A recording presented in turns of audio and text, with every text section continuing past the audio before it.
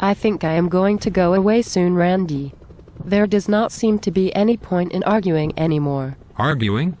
Have we been arguing? I still find it hard to believe that you want to go back to the small government economic policies of the 19th century.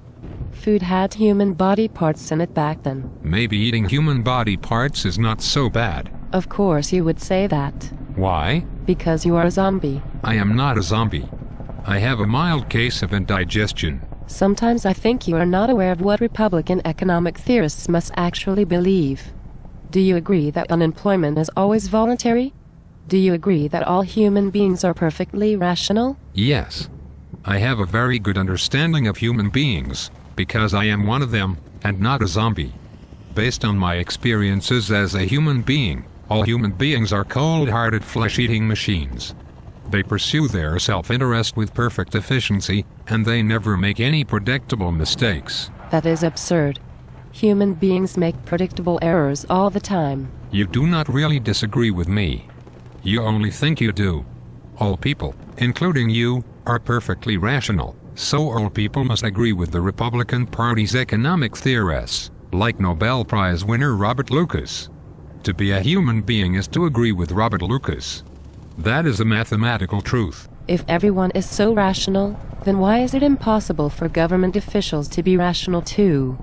Why can't they improve the way the market works through better rules and regulations? Government officials are the one exception to the rule that all human beings are rational. They are completely irrational about everything. How convenient for you. It is not a question of convenience. Everything I say is the result of rigorous mathematical investigation. How would you respond if I said to you that all of your assumptions are absurdly false? I would ask myself, how would Milton Friedman respond? I think he would say that it is not necessary for me to have realistic assumptions. Economics is a science. And the only thing that matters for a science is its ability to make accurate predictions. Unfortunately, however, this is no help to the Republican economists who came after Milton Friedman, because they have been sadly unable to make correct predictions about the economy in a time of depression. In a situation like this, I always ask myself, what would Robert Lucas say? I think he would say that making good predictions about the business cycle is impossible. So it is not fair to criticize Republican economic experts for being unable to make useful predictions. No one can. But that is not true.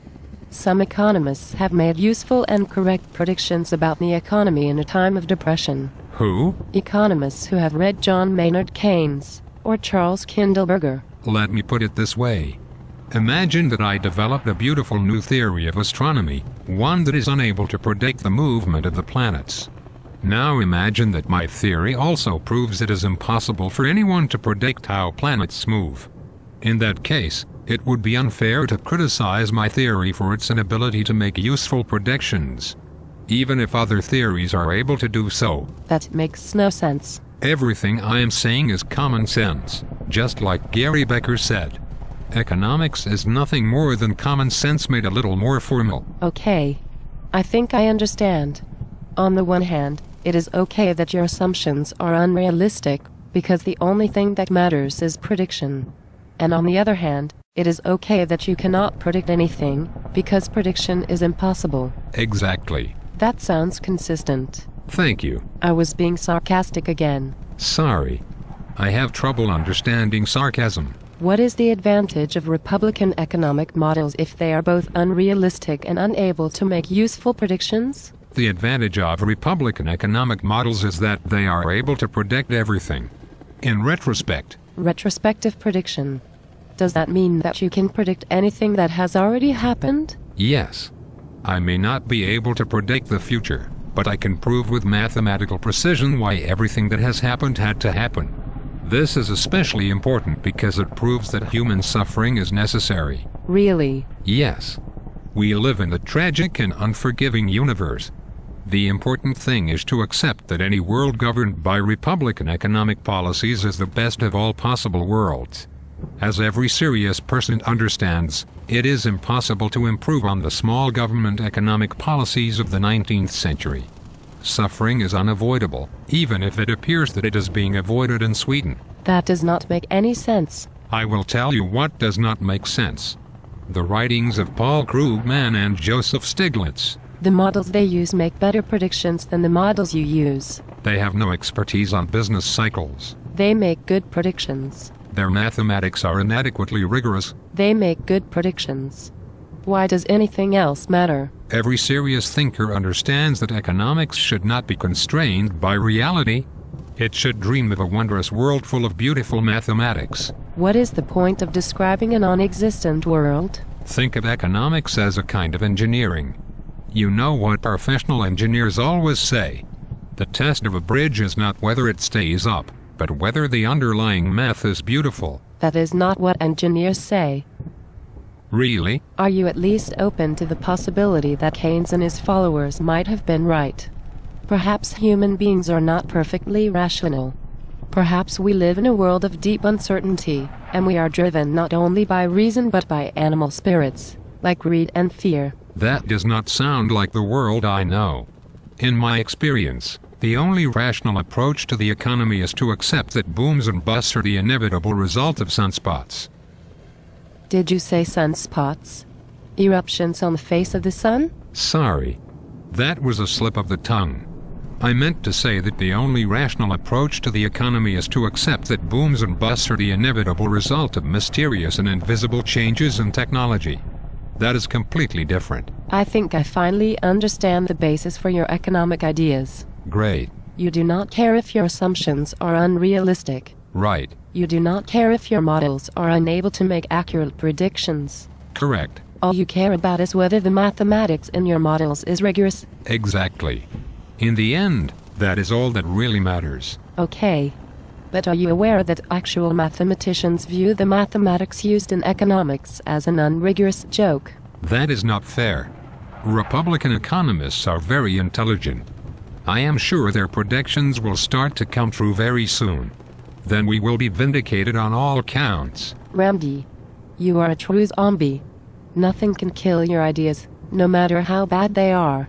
You and the Republican economic experts are like those generals in World War I who kept sending wave after wave of young men to charge against a wall of machine guns and be slaughtered. Their ideas failed. But they just kept using the same ideas over and over again, no matter how many people died. It seems to me that history has underrated the use of young men's bodies as a weapon against machine guns. Are you serious? I imagine that if those young soldiers had really committed to charging the machine guns in the trenches, they could have prevailed. I am not trying to argue about military strategy. You are like a medieval doctor who tries to cure a patient by bleeding him with leeches. And then when the illness gets worse, you decide that you have not bled the patient enough.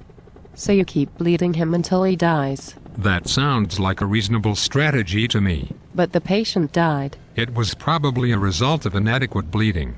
I think if he had been bled a little more aggressively, he would have recovered. This is why I have to leave you, Randy. You are not being reasonable. There's no point in arguing with you. Wait. Let me ask you one last thing. Okay. Have you heard this weird old tip for a flat belly? What are you talking about? Just follow this one weird old tip for 5 minutes a day and you can have a flat belly. I do not understand. There has never been a better time to invest in penny stocks. Is someone paying you to say all of this? Let me give you a tip. You should invest in tulip bulbs. They are the investment of the future. I recommend to all of my clients that they invest 80% in tulip bulbs, 10% in penny stocks, and 30% in gold. That doesn't even add up to 100%. Gold, gold, gold. Gold, gold, gold. I am leaving now, Randy.